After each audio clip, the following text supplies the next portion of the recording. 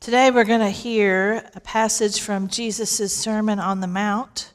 The Sermon on the Mount is one of the most challenging, most compelling teaching passages that we have from Jesus. The Sermon on the Mount covers both chapters 5 and 6 in the Gospel of Matthew. It's also in Luke, but Matthew's going to be our storyteller today. I invite you to get out your Bibles or the Pew Bibles and read along with us. Today we'll be in Matthew chapter 5, beginning in verse 13.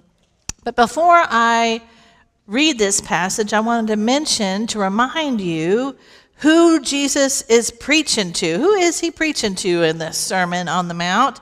And in fact, the very beginning, Matthew chapter 5, verse 1 says, when he saw the crowds, and then he begins to talk to them. So who are the crowds? Who are the crowds? You go back to the end of Matthew chapter 4 to find that one. You know, that's the thing. Chapters and verses are wonderful to have, to stay together, to know where we are, but the New Testament wasn't even divided into chapters until the 13th century. It didn't have verses until the 16th century. So Matthew didn't write his gospel like this. And so if you read at the very end of chapter 4, it says who the crowds were. Jesus went throughout the Galilee, teaching in their synagogues, proclaiming the good news of the kingdom, and curing every disease and sickness. So his fame spread throughout all of Syria, and they brought to him all the sick, those who were afflicted with various diseases and pains. And then it ends by saying great crowds followed him. So Jesus preaches these words to people who've come from all over. Some have traveled great distances, many of whom were hurting, sick, struggling, worried, living in pain, maybe people who felt like life had knocked them down a time or two. And this is the crowds that Jesus preaches to. So I'm going to read in Matthew chapter 5, beginning in verse 13. He says, "You are the salt of the earth. But if salt has lost its taste, how can its saltiness be restored? It's no longer good for anything, but is thrown out and trampled underfoot. You are the light of the world. A city built on a hill cannot be hid. No one, after lighting a lamp, puts it under the bushel basket, but on the lampstand, and it gives light to all in the house. In the same way, let your light shine before others, so that they may see your good works and give glory to your Father in heaven. Do not think that I've come to abolish the law or the prophets. I have come not to abolish, but to fulfill. For truly I tell you, until heaven and earth pass away, not one letter, not one stroke of a letter will pass from the law until it's accomplished. Therefore, whoever breaks one of the least of these commandments and teaches others to do the same will be called least in the kingdom of heaven. But whoever does them and teaches them will be called great in the kingdom of heaven." So Jesus uses two images, salt and light. You are the salt of the earth. You are the light of the world. The you here in Greek is plural, so to be perfectly correct, he's saying, y'all are the salt of the earth. Or maybe, perhaps even better, all y'all are the light of the world. I know there's some English teacher cringing here in this moment, but that's the truth. It's there. It's in the Greek. It's plural. All y'all are the light of the world. Jesus didn't say, you could be the salt of the earth. He didn't say, when you've had a couple of cups of coffee, maybe taken your vitamins, gotten 8 hours of sleep, then you are the light of the world. No, he says, you are the salt of the earth. You are the light of the world to that crowd of broken, hurting, tired, needy, stressed out people. Could that be you? You are the salt of the earth. You are the light of the world. Salt in Jesus' day was essential. If you've ever tried to eat a low-salt diet and thought perhaps you might lose your will to live,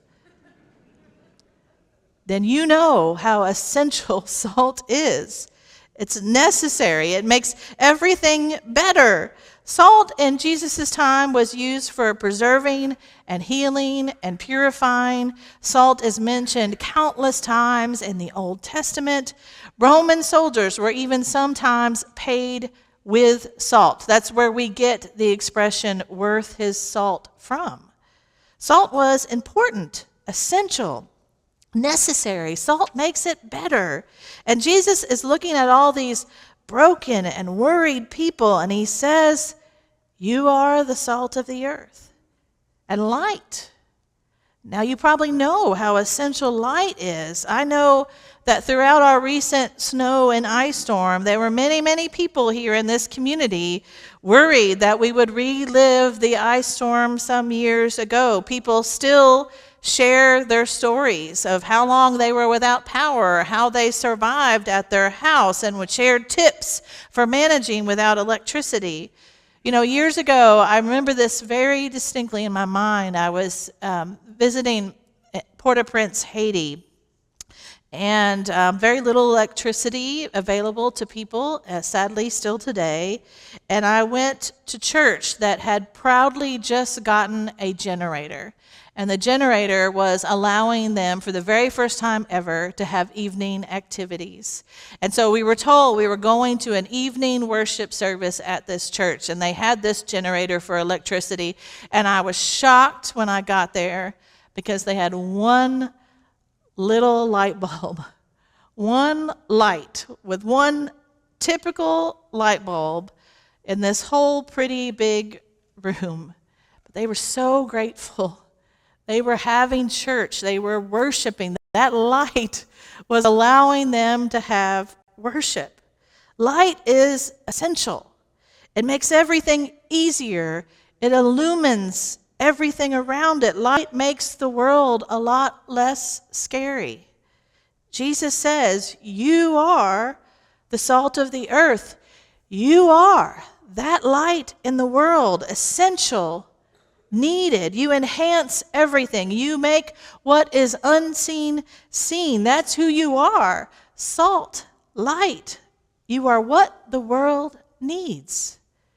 But Jesus reminds us there are challenges. There are risks that come with being salt and light.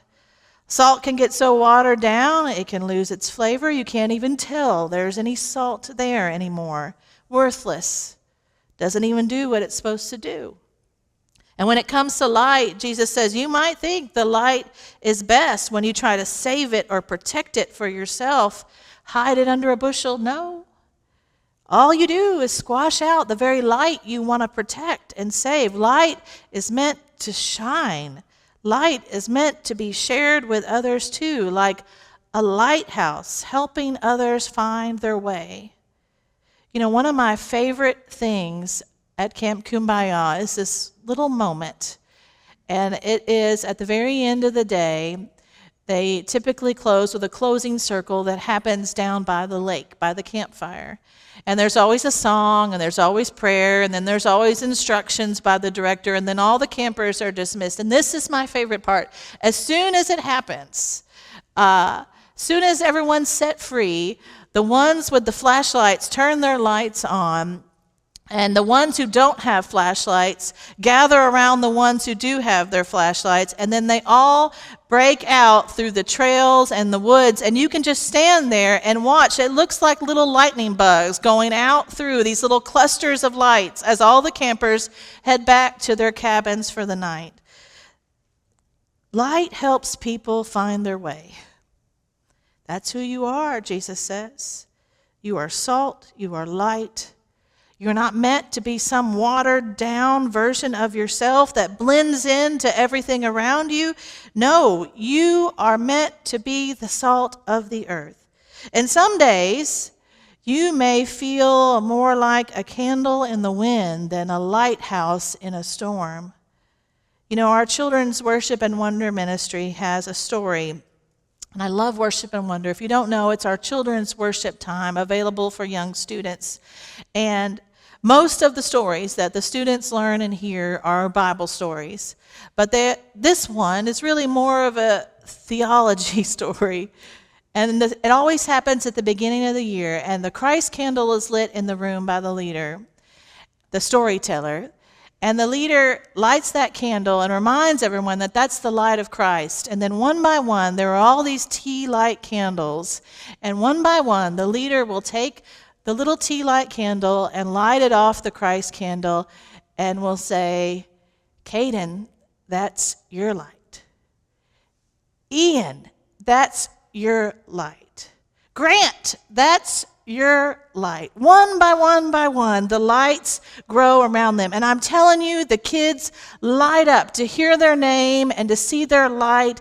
And it's reminding them that the light of Christ is inside them. The Imago Dei, if you might say, that piece of holy and sacred is within their hearts. And I pray that they learn that lesson as they grow up in this community of faith, that no matter what the world may tell them about themselves, no matter what they want to believe about themselves, that they know that this spark, this light of Christ shines, that nobody can ever take away from them.